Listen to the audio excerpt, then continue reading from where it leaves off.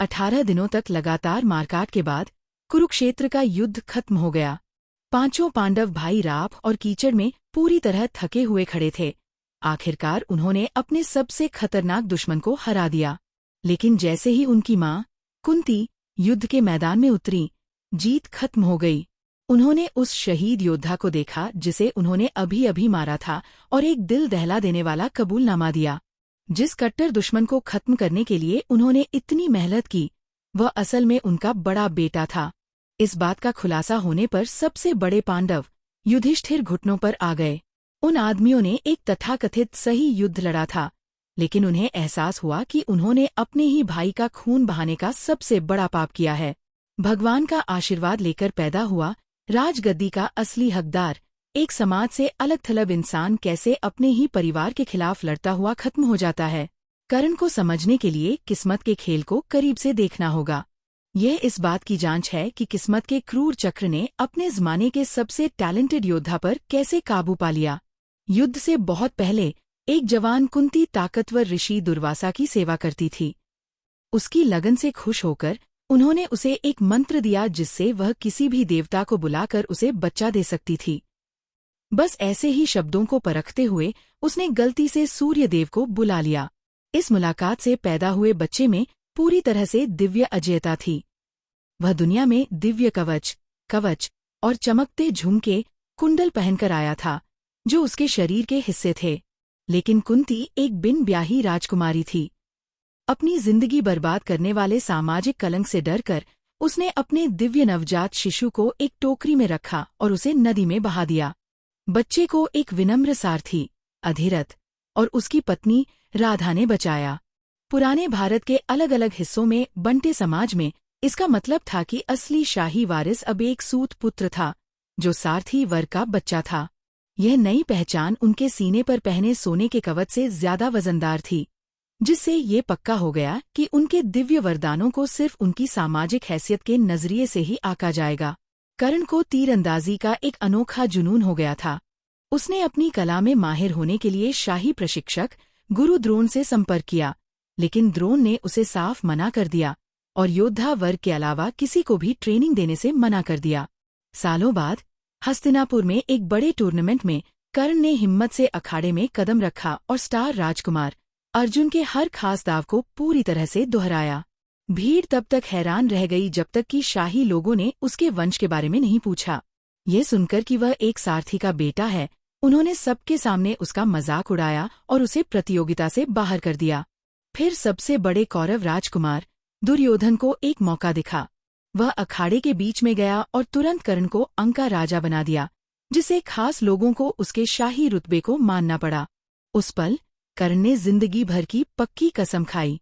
उसने कसम खाई कि वह उस आदमी को कभी नहीं छोड़ेगा जो बाकी दुनिया के नजरें फेर लेने पर उसके सम्मान की रक्षा के लिए आगे आया हो। अपनी हायरार्की को जोर शोर से लागू करके समाज ने अपने सबसे काबिल डिफेंडर को अलग थलग कर दिया और उसे सीधे कहानी के मेन विलेन की कैटेगरी में डाल दिया। टॉप टियर ट्रेनिंग के लिए बेताब कर्ण ने परशुराम से सीखने के लिए ब्राह्मण का भेष बदला, जो एक क्रूर ऋषि थे और योद्धा वर्ग से नफरत करते थे। एक दोपहर ऋषि कर्ण की गोद में सिर रखकर सो गए। एक मांस खाने वाला कीड़ा कर्ण की जांघ में गहरा घुस गया। अपने मालिक को जगाने के बजाय कर्ण चुपचाप उस भयानक दर्द को सहता रहा, दोनों हाथों से जमीन को पकड़े हुए। गर्म खून ने आखिरकार परशुराम को जगा दिया। यह महसूस करते हुए कि कोई भी आम ब्राह्मण ऐसी तकलीफ नहीं झेल सकता, ऋषि ने धोखे को पहचान लिया। उन्होंने कर्ण को श्राप दिया, यह कहते हुए कि दिव्य हथियारों का उसका सारा ज्ञान उसके दिमाग से उसी समय गायब हो जाएगा जब उसे इसकी सबसे ज्यादा जरूरत होगी। इसके तुरंत बाद कर्ण ने गलती से एक भटके हुए तीर से एक ब्राह्मण की गाय को मार डाला। दुखी मालिक ने दूसरा श्राप दिया। अपनी सबसे मुश्किल लड़ाई के दौरान कर्ण के रथ का पहिया जमीन में धंस जाएगा। यह जानते हुए कि युद्ध होना ही है, इंद्र ने कर्ण से उसकी शारीरिक अजेयता छीनने की कोशिश की। एक ब्राह्मण भिखारी का भेष बनाकर उसने कर्ण के दानवीर होने के पवित्र व्रत का फायदा उठाया, एक ऐसा आदमी जो कभी दान देने से मना नहीं करता। यह अच्छी तरह जानते हुए कि उसे एक देवता धोखा दे रहा है, कर्ण ने एक ब्लेड लिया और अपने शरीर से सोने का कवच बना लिया। और अपनी सबसे बड़ी सुरक्षा को दिव्य वासवी शक्ति के बदले में दे दिया, एक ऐसा हथियार जिसका इस्तेमाल सिर्फ एक बार किया जा सकता था और बाद में दूसरे दुश्मन पर इस्तेमाल किया जा सकता था। ब्रह्मांड ने कर्ण के सबसे बड़े गुणों, उसकी सहनशक्ति, उसकी वफादारी और उसकी दरियादिली को ले लिया और हर एक को उसके पतन का एक तरीका बना दिया। युद्ध के 17वें दिन जब अर्जुन और कर्ण आखिरकार युद्ध में मिले तो हर श्राप एक साथ आ गया। सबसे पहले ब्राह्मण का श्राप एक्टिवेट हुआ, जिससे कर्ण के रथ का पहिया जमीन में धंस गया। दूसरा, परशुराम का श्राप असर करने लगा और उसके दिव्य हथियारों के पवित्र मंत्र उसकी याददाश्त से गायब हो गए। अपने दिव्य कवच के बिना, अपने सबसे बड़े हथियारों तक पहुंच के बिना और कीचड़ में फंसे अपने रथ के साथ कर्ण बेबस हो गया। उसने युद्ध के पुराने नियमों का हवाला देते हुए अपना पहिया खोलने के लिए थोड़ी देर रुकने की गुजारिश की। कृष्ण ने उसे द्रौपदी के अपमान के दौरान उसकी चुप्पी की याद दिलाई और तर्क दिया कि कर्ण ने सही रास्ते पर चलने का अधिकार खो दिया है। अर्जुन ने घातक तीर छोड़ा। कर्ण की मौत उसके जीवन भर के हर श्राप, हर बलिदान और हर चुनाव का नतीजा थी।